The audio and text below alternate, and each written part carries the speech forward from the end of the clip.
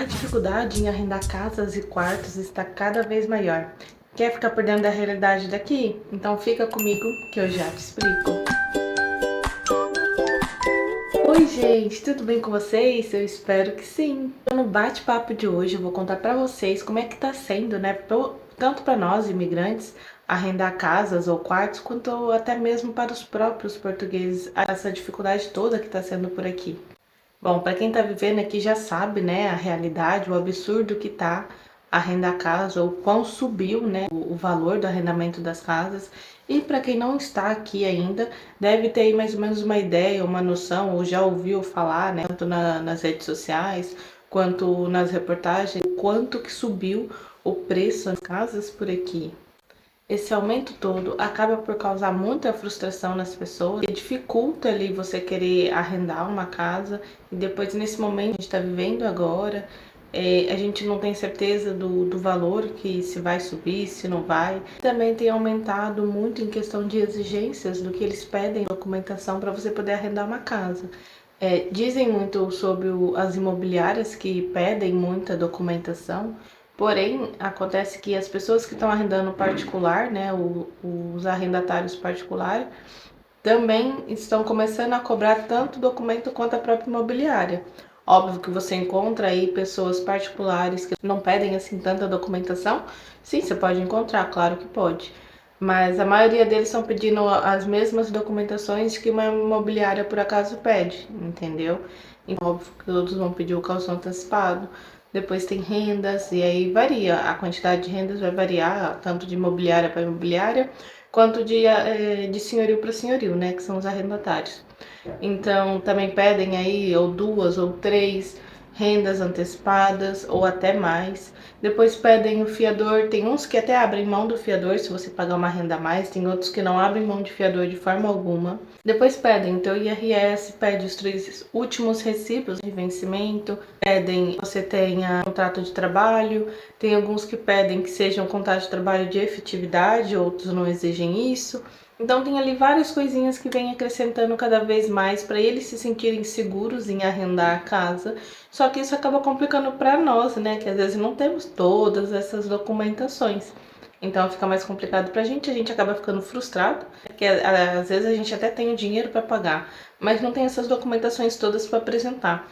Então isso dificulta na hora de arrendar uma casa. Depois acaba que as pessoas que conseguem juntar ali mais dinheiro e conseguem antecipar vários meses de pagamento, 6 meses de renda ou até um ano de renda, óbvio que essas pessoas vão acabar conseguindo com mais facilidade do que aquelas pessoas que não têm tantas rendas assim guardadas, né? E o que eu tenho visto por aqui, por acaso, assim, não são muitos, mas já começou a surgir alguns anúncios em que os arrendatários, ao invés de arrendar a casa toda ou um quarto para uma única pessoa ou um quarto para um casal, colocam 3, 4 camas no quarto e arrendam as camas, igual é feito na Irlanda, por exemplo. Bom, óbvio que você pode arrendar um quarto, né? Se pagar é muito mais caro, mas lá é bastante comum você arrendar a cama, né?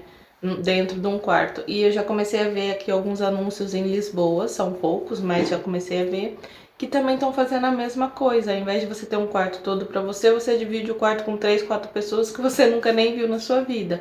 Então já estão começando a fazer isso. O pessoal dá bastante dica, né? E eu também, sobre arrendar em zonas mais afastadas. Só que já tem algumas zonas que já estão começando a subir o preço. Por exemplo, aqui na Margem Sul, Almada mesmo, onde eu vivo, já tem vários apartamentos assim com uns valores absurdamente altos, sabe? Então até aqui também os valores já estão bastante altos e você acaba tendo que ir um pouco mais afastado ainda para poder conseguir ali um apartamento, né, um valor de uma renda que caiba dentro do seu bolso. Saiba que essa realidade não é só para nós, imigrantes, essa realidade também é para os portugueses. Imagina os jovens portugueses que fazem universidade, que estudam, e muitas das vezes não estudam na mesma cidade em que os pais vivem, então acaba por ter que arrendar um apartamento ou arrendar um quarto. Para eles também a dificuldade é a mesma, não tem prioridade pelo fato de eles serem portugueses. Não, é quem pagar e comprovar a documentação que eles pedem, olha, leva, entende?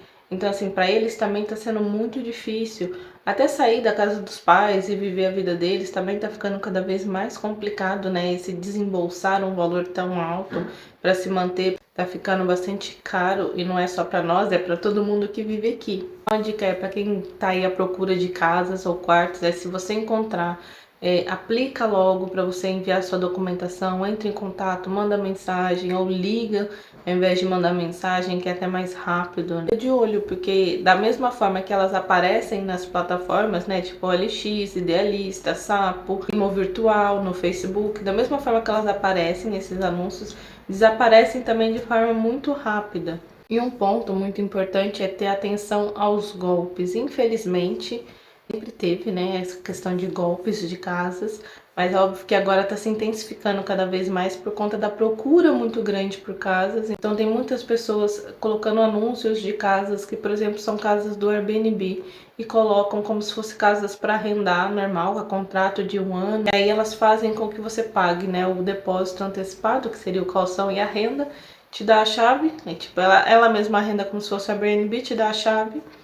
E você entra na casa achando que a casa é sua, que tá tudo certo, e na verdade não se passou de um golpe, né? Você pagou ali um valor absurdo, já antecipado, e a pessoa sumiu, desapareceu com o seu dinheiro. E fazem isso com outras pessoas também, às vezes com você e mais outras 2 pessoas que foram ver a mesma casa que você, e aplica o mesmo golpe. Ou então cobrar, né, para você ver a casa.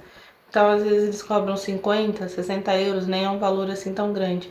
Mas o fato de te cobrar antecipado para ver a casa, para conhecer a casa, não garante que a casa vai ser sua. Da mesma forma que tá cobrando de você, tá cobrando de várias outras pessoas também. Isso é uma outra forma de esquema, né? A pessoa tá ali ganhando dinheiro e provavelmente ela nem vai arrendar para ninguém. Porque o fato dela mostrar a casa todos os dias para várias pessoas, ela já ganha dinheiro nisso. Então, pode ser que a pessoa nem vá arrendar a casa e faça isso de má fé. Enfim, essa é a realidade e a dificuldade que a gente está enfrentando por aqui. E você já conseguiu pensar assim numa forma de contornar isso? O que você faria para resolver essa questão para você? Deixa aí nos comentários que eu quero saber qual é a sua ideia, sobre esse assunto. Então esse foi o bate-papo de hoje, espero muito que você tenha gostado. Se você gostou, por favor, deixa o seu like aí embaixo do vídeo. E se você tiver alguma dúvida, pode deixar aí nos comentários que eu também vou lá responder. Um super beijo, até o próximo vídeo. Tchau!